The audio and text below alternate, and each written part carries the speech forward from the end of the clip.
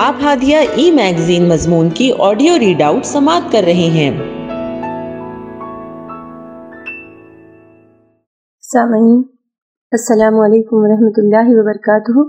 میں سومیہ افنان ہادیہ کے شمارے نومبر 2024 کے مضمون کی آڈیو پروگرام میں آپ کا استقبال کرتی ہوں۔ آئیے ہم اس کا آغاز ہادیہ کے زمرے النور، جس کا عنوان ہے درس حدیث اور اس کی رائٹر ماریہ سعید اختر فلاحی ہیں، سے کرتی ہوں۔ عن ابی ہریرہ رضی اللہ عنہ قال قال رسول اللہ صلی اللہ علیہ وسلم واللہ لا یؤمن واللہ لا یؤمن واللہ لا یؤمن قیل من یا رسول اللہ قال الذی لا یامن جارہ حوائق قالوا یا رسول اللہ صلی اللہ علیہ وسلم وما حوائق قال شرح۔ ابو ہریرہ رضی اللہ عنہ سے مروی ہے کہ نبی کریم صلی اللہ علیہ وسلم نے فرمایا، وہ شخص صاحب ایمان نہیں، وہ شخص صاحب ایمان نہیں، وہ شخص صاحب ایمان نہیں۔ پوچھا گیا کہ اے اللہ کے رسول کون؟ آپ صلی اللہ علیہ وسلم نے فرمایا، جس کا پڑوسی اس کے حوائق سے محفوظ نہ ہو۔ صحابہ رضی اللہ نے پوچھا، اے اللہ کے رسول حوائق سے مراد؟ آپ صلی اللہ علیہ وسلم نے فرمایا، اس کا شر۔ مسند احمد۔ پڑوسیوں کے حقوق کا موضوع قرآن و حدیث کی روشنی میں انتہائی اہمیت کا حامل ہے۔ اسلام ایک مکمل ضابطۂ حیات ہے جو انسان کے ہر موقع پر رہنمائی کرتا ہے۔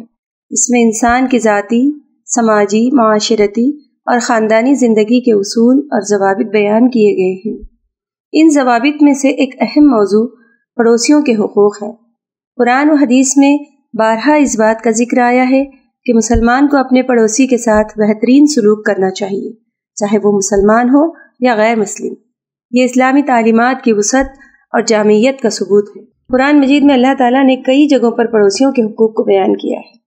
سورہ نساء میں اللہ تعالیٰ فرماتے ہیں، اور اللہ کی عبادت کرو اور کسی کو اس کا شریک نہ بناؤ، اور والدین، رشتہ داروں، یتیموں، مسکینوں، قرابت دار، ہمسایوں اور اجنبی ہمسایوں کے ساتھ حسن سلوک کرو۔ سورہ نساء آیت نمبر 36۔ اس آیت میں اللہ تعالیٰ نے واضح طور پر حکم دیا ہے کہ والدین اور رشتہ داروں کے علاوہ پڑوسیوں کے ساتھ بھی حسن سلوک کیا جائے۔ یہاں قابل غور بات یہ ہے کہ قرآن نے پڑوسی کو دو اقسام میں تقسیم کیا ہے۔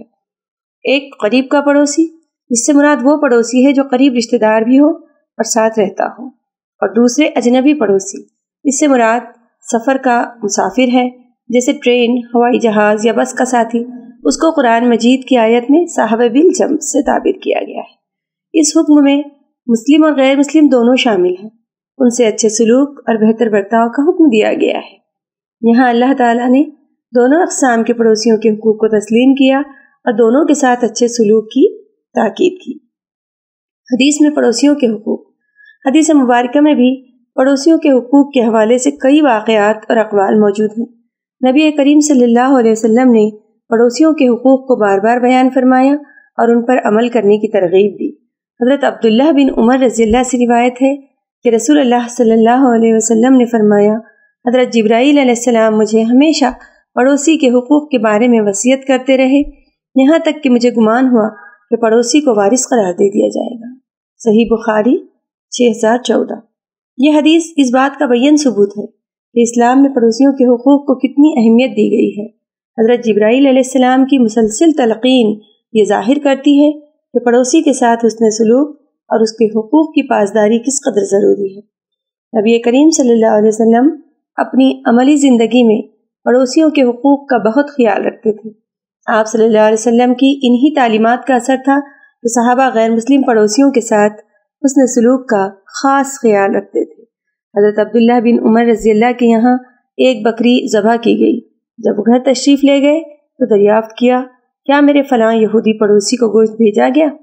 پھر کہا کہ نبی صلی اللہ علیہ وسلم اپنے پڑوس کے لوگوں کے ساتھ حسن سلوک کی تاکید فرمایا کرتے تھے۔ ابو داؤد 5154۔ اسلام میں پڑوسی کے ساتھ حسن سلوک کو اس قدر اہمیت دی گئی ہے کہ نبی کریم صلی اللہ علیہ وسلم نے فرمایا، وہ شخص مومن نہیں ہو سکتا جس کا پڑوسی اس کی شرارتوں سے محفوظ نہ ہو۔ صحیح بخاری۔ اس حدیث میں پڑوسی کے حقوق کے عدم ادائیگی کو ایمان کی کمزوری قرار دیا گیا ہے۔ یہ بات ظاہر کرتی ہے کہ ایمان کا ایک حصہ یہ ہے کہ انسان اپنے پڑوسی کے ساتھ اچھا سلوک کرے اور اسے کسی قسم کی تکلیف نہ پہنچائے۔ اسلام نے پڑوسیوں کے ساتھ حسن سلوک کی تعلیم دی ہے اور اس کے مختلف پہلوؤں کو واضح کیا ہے۔ اس حسن سلوک کی چند اہم صورتیں درج ذیل ہیں۔ اخلاقی حمایت، جب پڑوسی کسی مشکل میں ہو یا اسے کسی قسم کی مدد کی ضرورت ہو تو مسلمان کا فرض ہے کہ وہ اس کی مدد کرے۔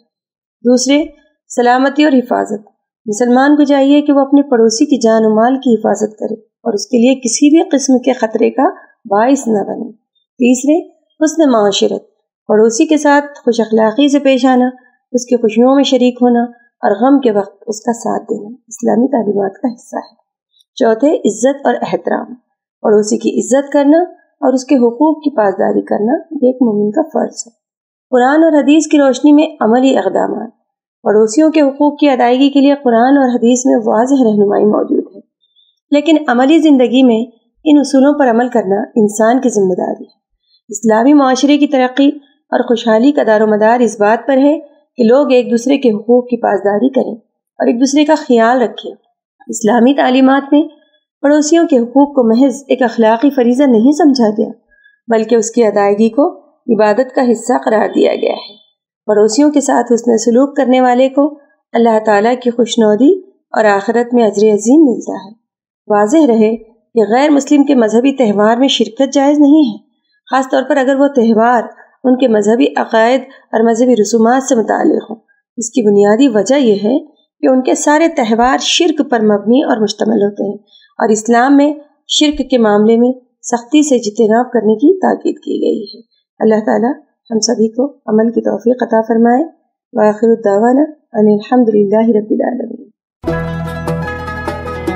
ہادیہ مضمون کی آڈیو سماعت کرنے کے لیے شکریہ۔